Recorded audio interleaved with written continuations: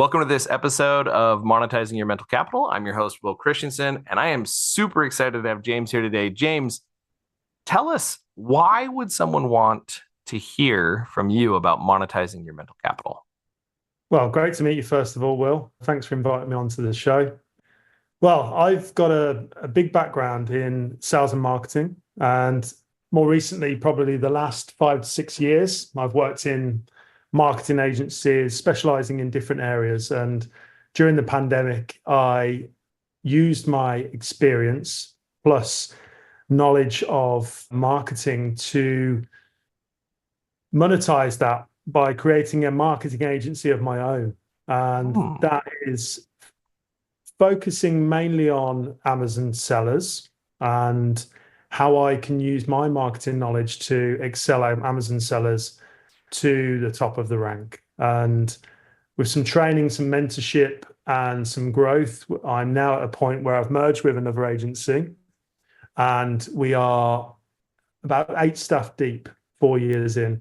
So we specializing in launching and reviving brands on Amazon alongside advertising and growth as well. And what we look to do on the next stage is to look at multiple marketplaces, not just Amazon, but our core experience is the Amazon marketplaces worldwide. I love it. So, as you consider this vast ocean of experience of yours in monetizing mental capital, tell me a little bit more about what that looked like for you early on. When's the first time you can remember monetizing your mental capital? And we hear everything from lemonade stands to selling drugs in high school to I've heard all sorts of crazy adventures for early entrepreneurial ventures. Yeah, if we go back to the school days, I remember going to the sweet shop and picking up some candy, which was back in the day in the UK, it was 10p for a candy stick, and I would sell it to my friends for 50p. So you're making a fairly decent profit off the back of that. That was, when I was 13, 14. Really, it was more so that I could have some additional pocket money from beyond what my parents gave me. So I'm curious how, obviously it sounds like the pocket money was maybe the capital you used to get started there. What was it that made you look at that and say, I bet you my friends would pay 50? Like, did you just have two on you one time and somebody was like, hey, I want that. And you're like, I'll sell it to you for 50p. Like, how did you do that? Well, I would always pass the shop on the way to school, and I always wanted snacks. So I would always make sure that I'd have enough snacks for the day. And I like these particular chew sweets. And I think one day at school, a friend of a friend came up to me and go, where did you get those from? And can I buy one off you? So at that point, I was like, yeah, sure. Like, you can buy one off me. This is how much it is. And at that point, I was like, okay, this So hold on. How did you come up? This is awesome. Walks up to you. Hey, can I buy one of those off you? And like in your head, you had that must have been like the fastest moment of like, how much can I get for this? Yeah. Like, and you just decided to 5x it for fun, or like what? How did you? What do you think it was that made you feel like, okay, I'm going to 5x this and see what happens? Well, I think initially I didn't sell it for 5x. I think I wanted to double my money because I thought, well, if I can sell this one, I can buy two more.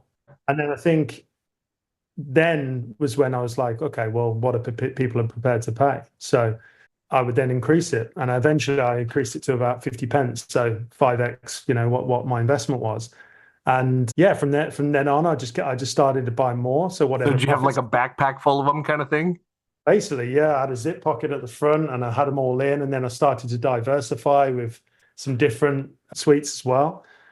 I mean, they could have gone to the shop themselves and bought it for them, but it was at that moment when Oh they're no, at school. this is convenience, right? This Yeah, is why we've all gone to the baseball game and we've all paid $9 for a hot dog. When a hot dog should not cost $9, right? So like that convenience, there is some real value in the transference of that location. Interesting, very yeah, interesting. exactly. So I love that story, and I think that there's some one of the reasons I like to talk about the very first time is because I find that often very simple business models like that have an interesting lesson for us to learn. And I'm now curious if you've transferred that lesson forward. You learned pretty quickly, oh, wait, I can actually charge more for this.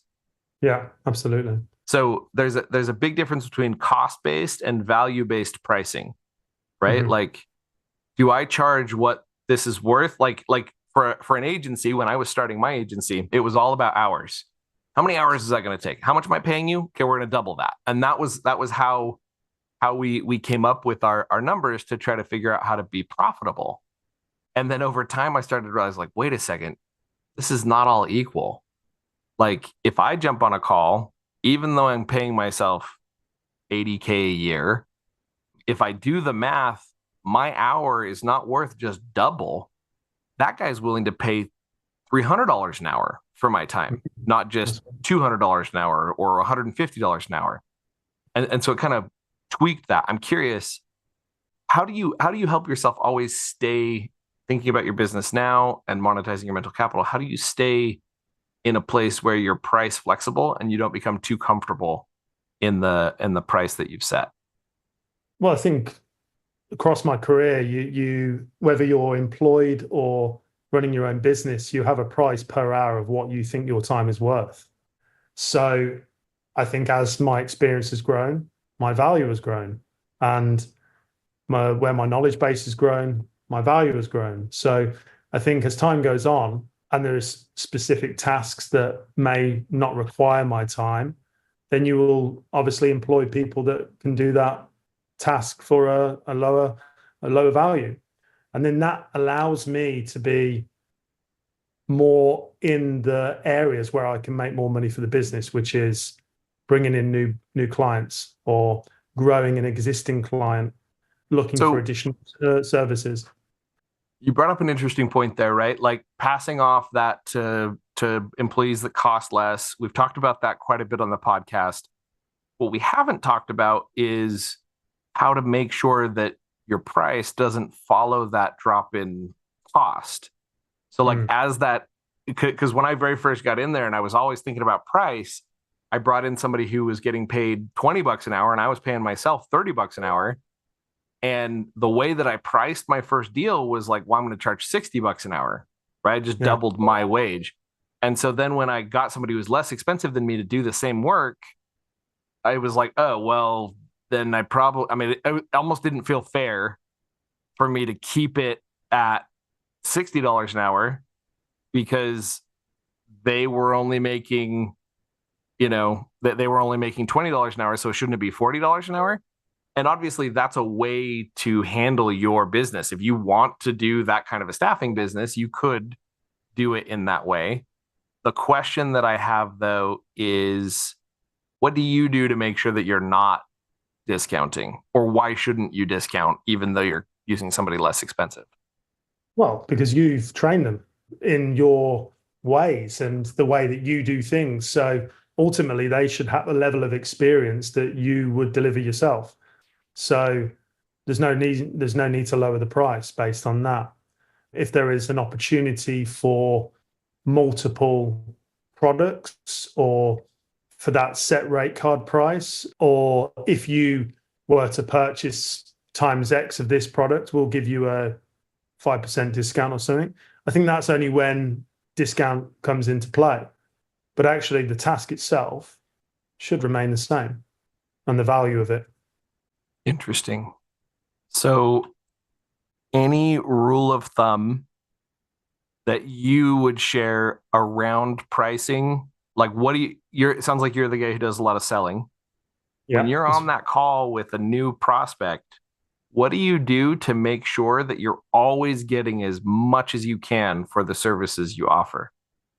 Discovery more than anything. I think when we're speaking to prospective clients, we are understanding what their needs and requirements are.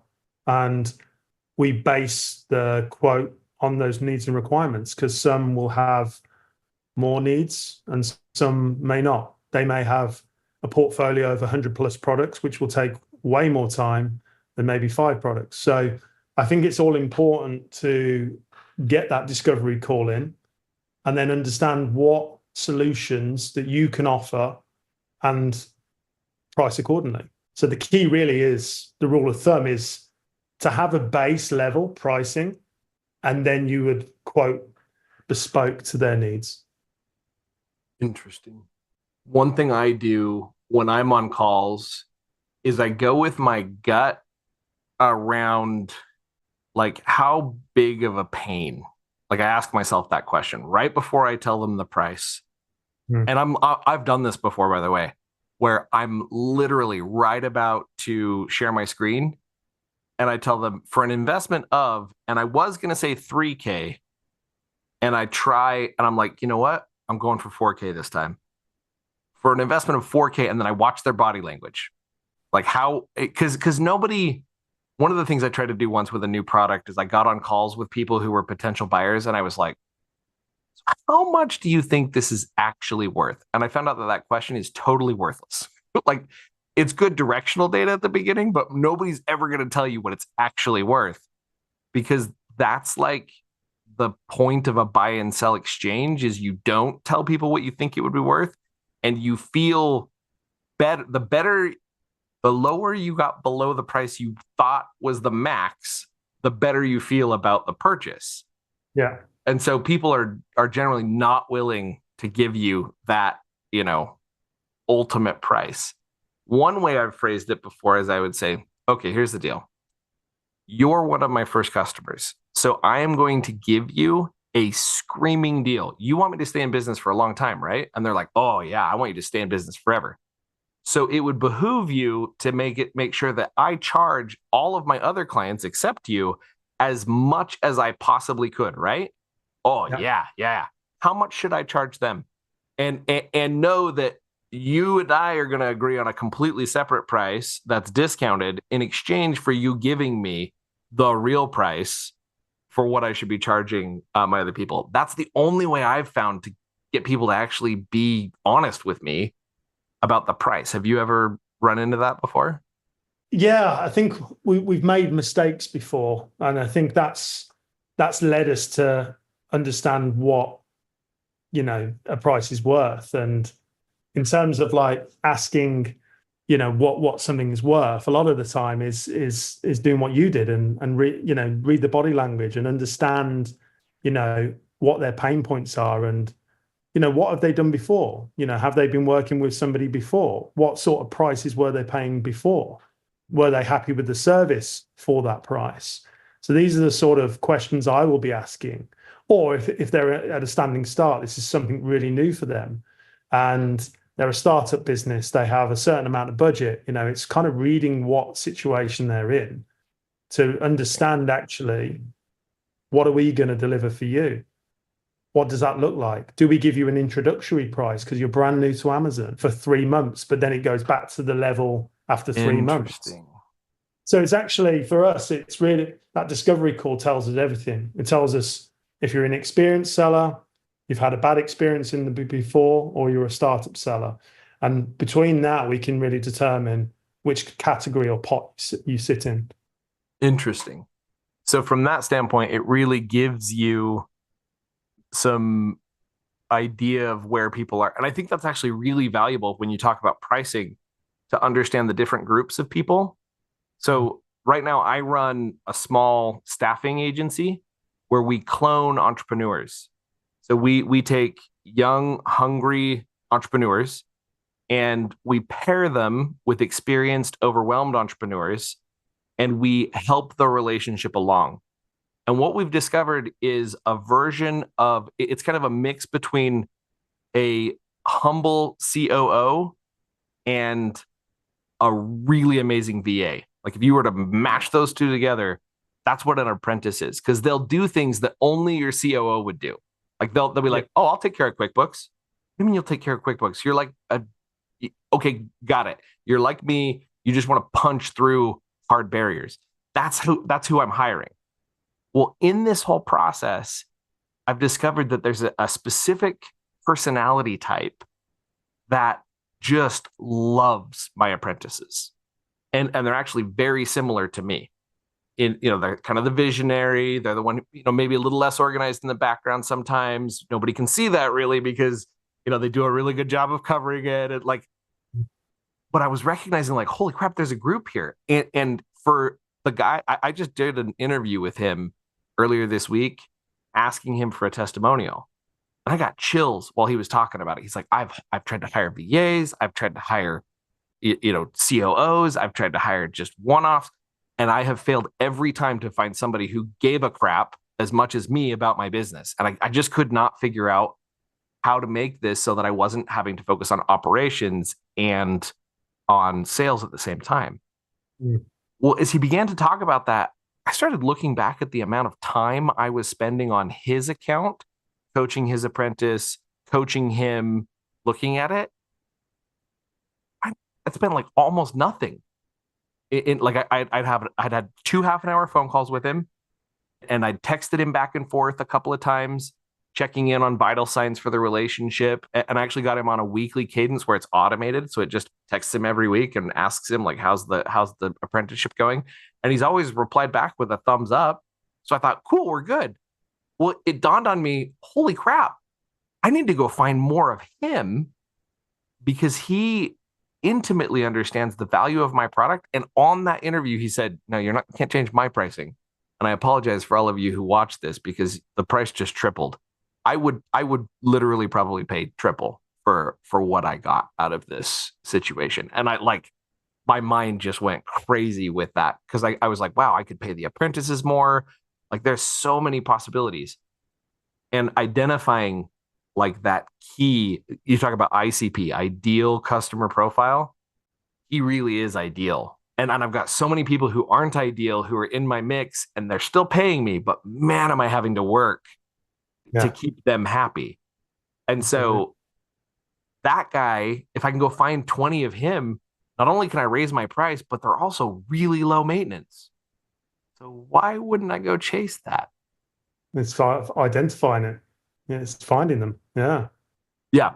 So that's the other thing. I was like, man, how do I've been playing with that. Like, how do I find you? Yeah. There's got to be 30 yous in the world. How do I sift through that needle in a haystack to find those people that connect there?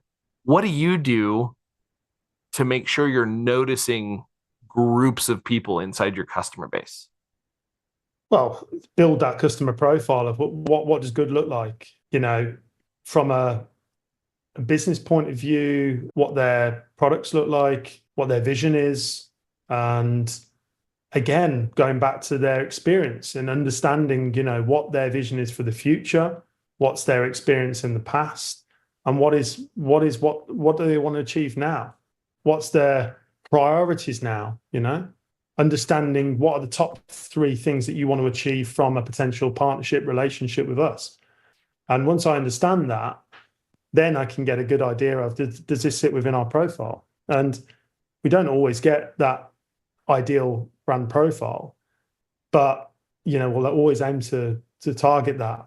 And yeah, like you said, there are clients on board that take up way more time, way more calls, and for the same amount of cost as well. So it's about trial and error, and sometimes you have to let some of the clients go that may be taking up a lot of your time, but then you replace them with somebody that is more that brand profile. So tell me about your, like when you consider that idea of firing a client or adjusting some of those different pieces, those are all like pretty crazy things to kind of handle and pick apart, I have found. And I've actually found that there's a lot of fear. But like the first time I fired a client, oh my gosh, I was freaking out. I was so scared that like they were going to yell at me or that, like I was so nervous about that situation. I decided it was not going to be an email or a text. I was going to do it on a phone call. But some of the things you're talking about, like replacing clients or raising prices, can be really frightening as an entrepreneur. What do you do to help yourself get past the fear so that you actually make the change and do what you need to do?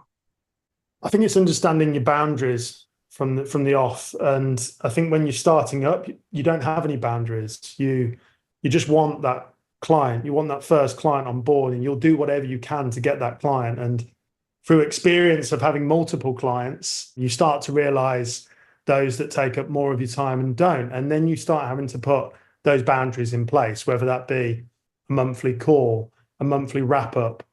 We don't do WhatsApp. We communicate via email, or we have a separate communication platform for us Mm, to check in with each other. So it's actually setting those boundaries in play and letting them know their expectations from a partnership working with me. And that's just come with experience, really, over interesting. time. I mean, you mentioned that that's actually very interesting because as you mention that kind of a approach, it's kind of fascinating to consider like where are my boundaries? And I'm wondering almost if you can consider how to protect yourself and your business. Man, now, wow, that's really interesting. As I'm considering boundaries all over inside my business, every time I've been afraid of something, it's around setting a boundary. Like a price is just a boundary. It's a barrier of entry for the level of value you need in order to give a product, right? Like this is my boundary. You gotta hit through this. So like setting a new boundary, like raising that price, difficult.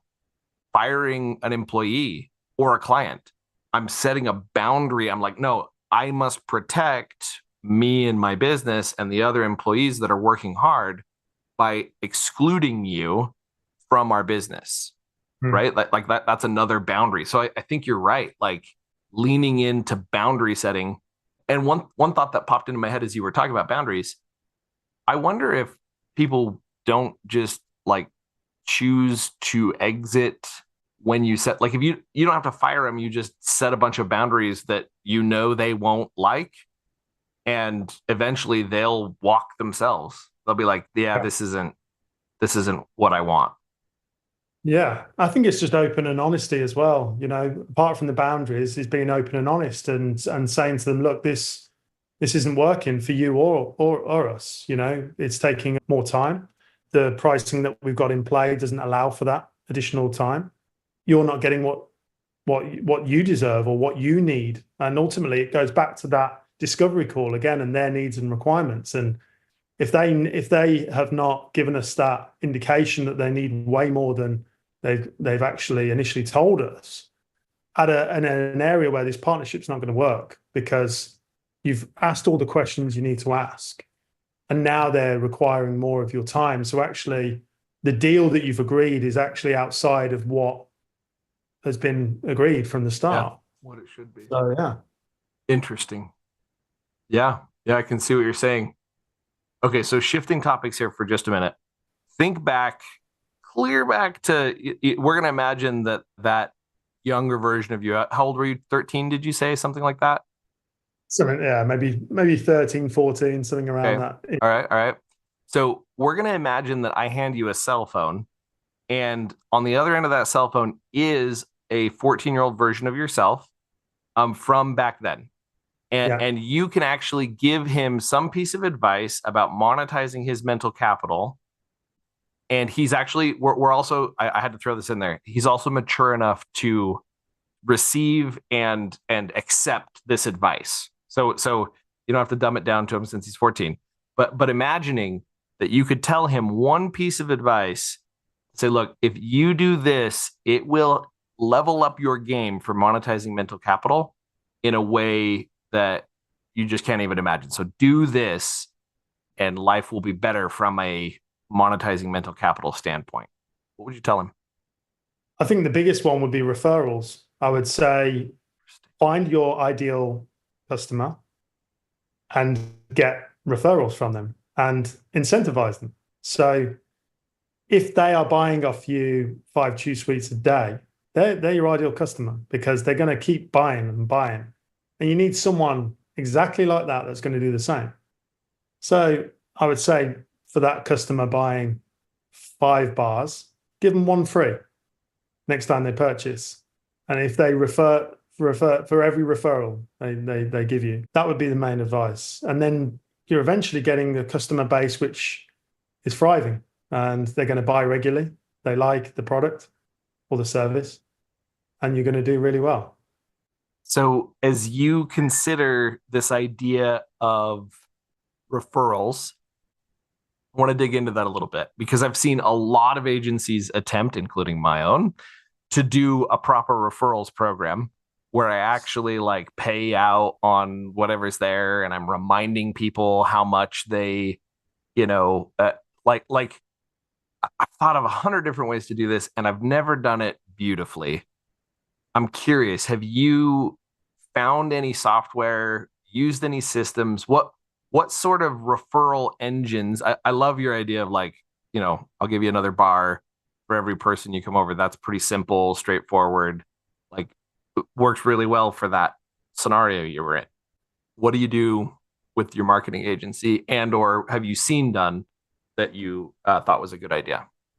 I mean, in my current agency, we don't have a referral system in play, in all honesty. And that's James, because I want to point out real quick, you just made a phone call to your 14-year-old self that was the number one thing that you should pay attention to. So you gotta remember he was mature enough to receive it. Yeah. So it's embedded now. So the next time we usually get you on every 6 months or so on the podcast. So next time we reach out, I'm gonna hear about a ramped up referral program, I'm guessing.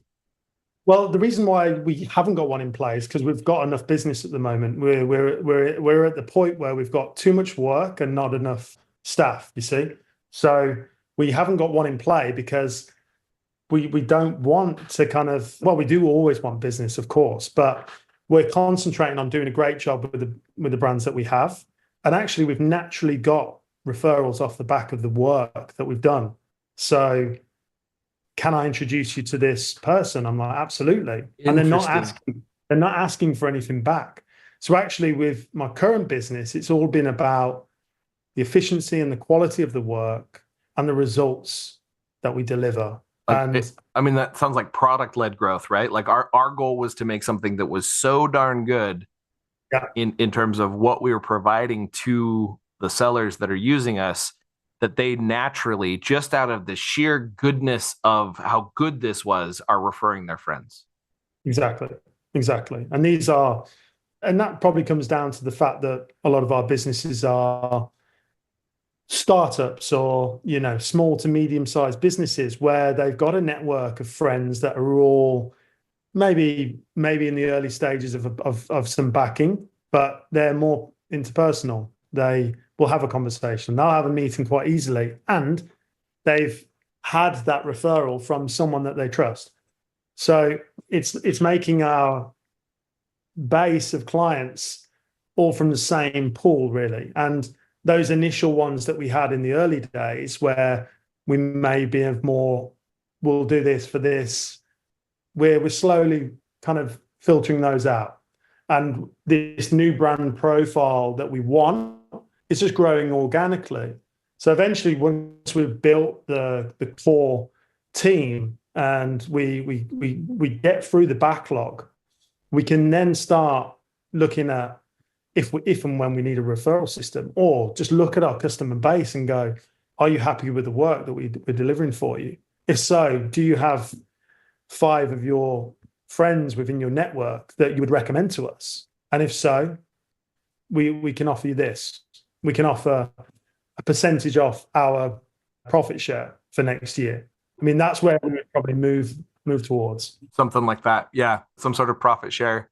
Couple of, just brainstorming here, things that are popping into my head as far as like, if I was at an agency like yours and I was kind of considering what sort of referral game I could play, because you have an interesting moment, right? You're going to need new business if you decide to grow.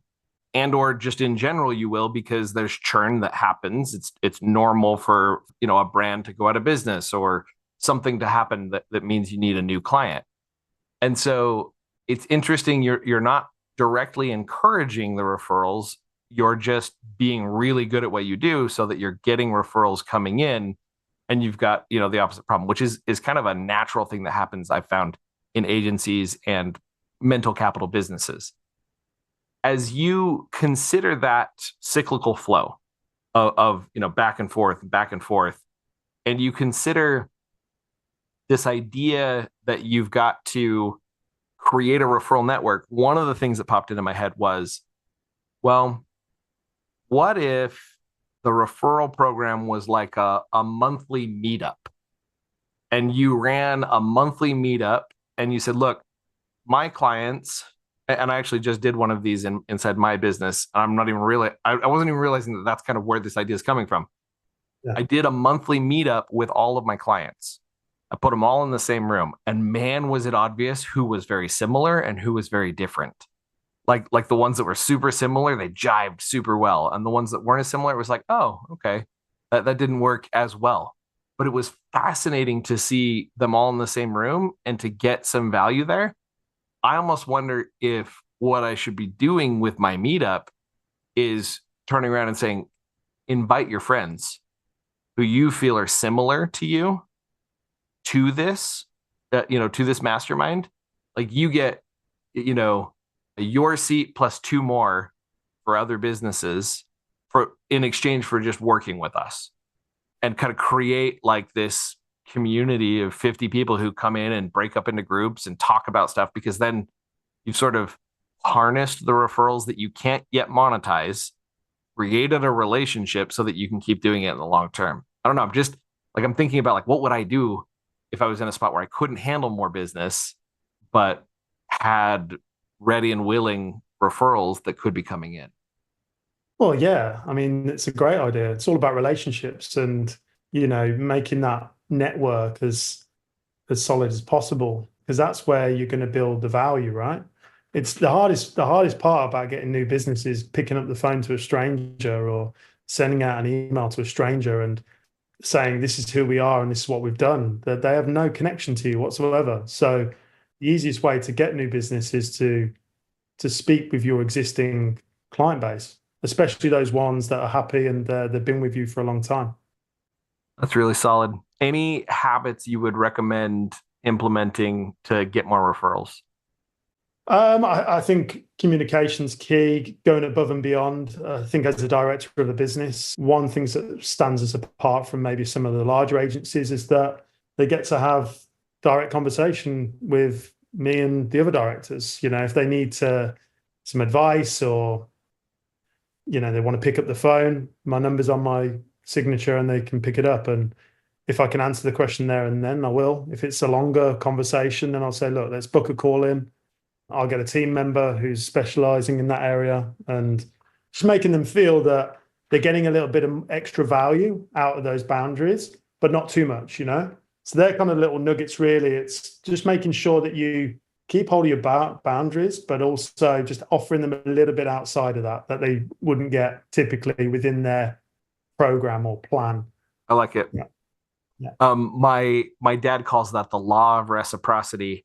And he loves the example of the server who comes up to your table at the end when he's giving you the check, looks left and he looks right. He's like, I'm only supposed to give you two of these. And he drops an entire handful of mints on the desk and then walks away. And you're like, oh, he did something for me. Like, law of reciprocity, you're going to give him a better tip, right? Like there's going, somebody does something for you, So I love what you said there. Like, go above and beyond just a little bit.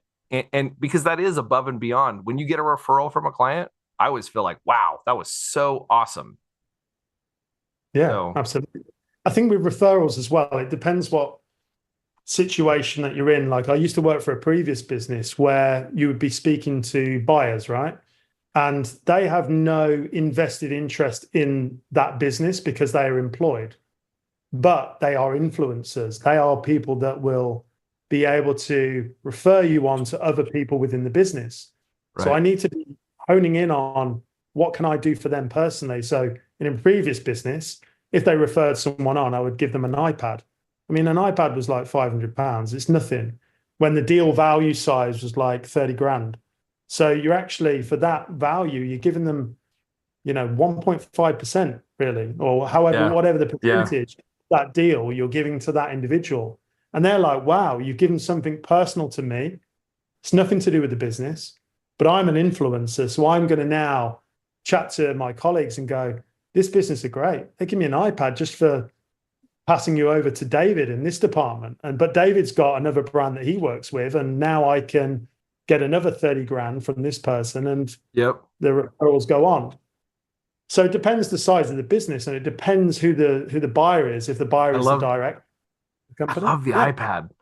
The yeah, iPad's a really good idea because every time they pick up that iPad, they're going to remember where they got it, right? exactly. Like talk about a top of mind. Like you see all the, gimmicky stuff that they hand out. I'm looking around my desk to see if any of that is still on my desk. Nope, didn't make it. So like all that gimmicky stuff that you're hoping, like a branded mouse pad or all of that stuff, like that's what you're hoping for, is to stay top of mind, for what's there. And so I think if you look a little deeper, what is something, personal, send a cutting board, or, just something that like they're going to use this. And I think one thing I forget is your brand doesn't have to be on it, right? You No, you probably weren't like stamping the iPads with your brand, right? huh, not at all. Yeah, So I will admit, so I went, and it's funny because I don't have this. I have two different sets of AirPods. My other set of AirPods have CapEk. They're a company that does like lending for businesses. I've never used them, but at a show, they were giving out AirPods to anybody who would jump on camera and give some sort of hacker tip, and any leaders who would do that. And so I went over and I was like, sweet, yeah, I'll take a pair of AirPods. They have their logo on the, or not even their logo, just their website on the front of it. I mean, I just was able to name off their brand off the top of my head to you, and it's not even the same set. So like, depending on what it is, it might be a decent idea to throw just the .com on the back of it, which simple, not obtrusive. Like lots of people have seen that on the front of my iPods. But what's that? And I'll tell them the fun story about, where they came from, why it says that on the front of my AirPods.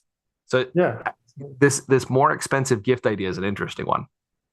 yeah. And it's better than buying a hamper or a bottle of wine, because it gets consumed and then that's done. And they probably get that, or even taking someone out for dinner. It's an experience, yeah, but it's one that you can forget. Whereas something that they're going to use day in, day out, earpods, iPad, whatever that may be, Oh, then yeah, they're going to be remembering that all the time. yep. I'm now thinking like I'm gonna go see, because I usually send people $300 whenever they send a referral over. Boom, $300. And I want to build a system where I can automatically trickle to them like 5% of whatever I'm making recurring. So even Yeah, if it's $50, they're having, every time they do their accounting, there's a $50 reminder.